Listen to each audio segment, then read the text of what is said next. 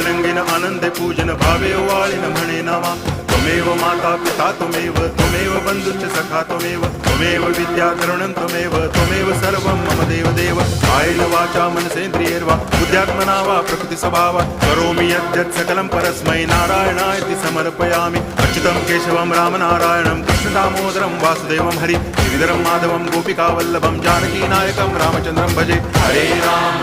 Ram